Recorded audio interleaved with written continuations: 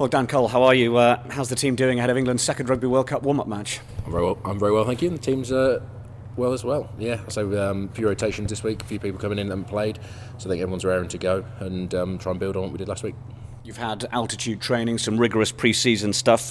Looks like it could be quite a warm night in Paris. How much of a statement does this England team want to make at this stage in terms of fitness? Yeah, it could be 30 degrees apparently, but yeah, we've been in Denver and it was hotter than that, so we'll be prepared. It's yeah, I think we're out to make a sort of fairly big statement. Obviously, the French looked good last weekend, fitness-wise, as did we. So, it's another it's a test match. So, we want to win, but yeah, at the same time, we want to build for the upcoming World Cup.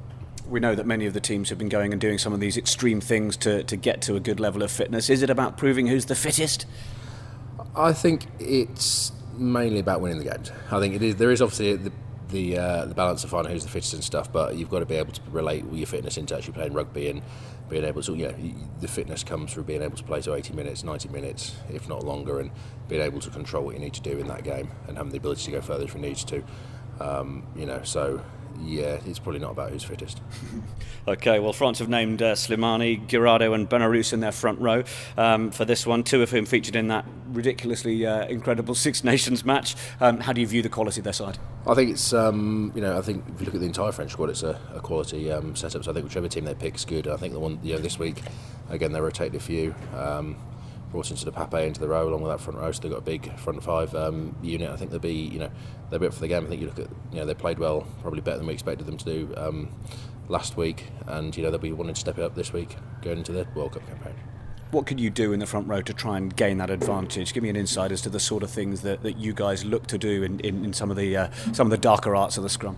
Well, it's mainly about sort of controlling what we do in controlling. Obviously, we want to win our own ball first and foremost, but if you can wear the opposition out and say set piece, scrum, maul, that kind of thing, and take the legs out of them, because obviously a lot harder if you're going backwards to run around the field than it is if you're going forwards. So it's that mental battle, it's a physical battle, of just trying to wear out the opposition and make sure nothing, they'll win some of their set piece ball, but you try and make it as difficult as possible for them, and just make sure that it's not clean, because if you can disrupt the back line, then if they can do that at source, then it's ideal.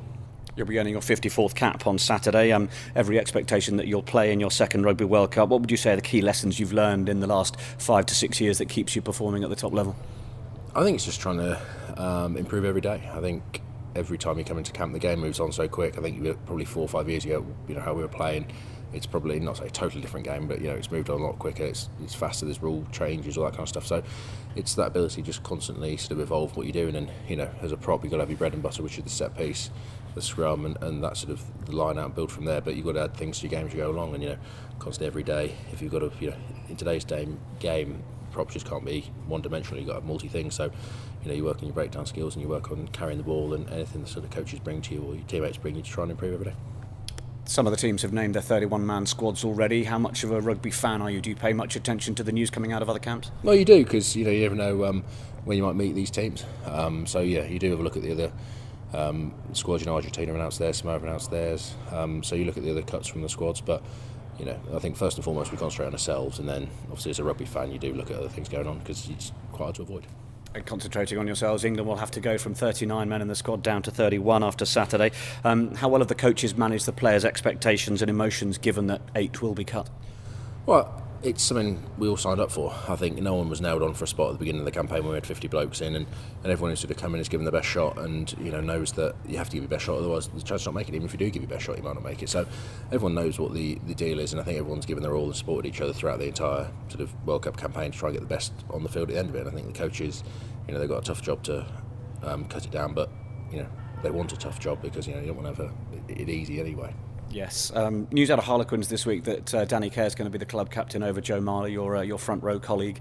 He said, quite interestingly, it's not for me, having done it for the season. You've captained, obviously. What are the challenges of the role? Last time I captained was, I think, my county under-15 side. So you might have to go back and check your thing. But I think your captaincy, I think it's you've been around some good captains at Leicester in England, and its ability to mould all these it's a lot easier if you've got leaders across the park, I think, and good players all around that know their jobs, and you just basically have to delegate a bit and bobs, and lead from the front and give your all. I think we're lucky here at England that we've got several leaders, club leaders. Although Marl does himself down, he leads when he has to in the set piece roles, and he talks when he needs to. So I think we're fortunate that we've got captains in the front row, second row, back row, club captains, and also just guys that will lead their individual bits. I think that makes it a lot easier for Robbo as captain to be able to pull it all together and go from there. And finally, I noticed that Mr. Marler's Twitter profile picture is currently you wearing a very fetching hat. Is there a story behind that one? Oh, we were just in Denver. I've got quite a large head, and we couldn't actually find. I think they discriminate against people with large heads, so they couldn't find a hat big enough. So I just put one on to Joe wanted me to, so I did, and it's magically ended up on social media. So thanks, Joe. Yeah. Excellent. Well, listen, best of luck on Saturday, Dan, and we wish you all the best. Thank you very much.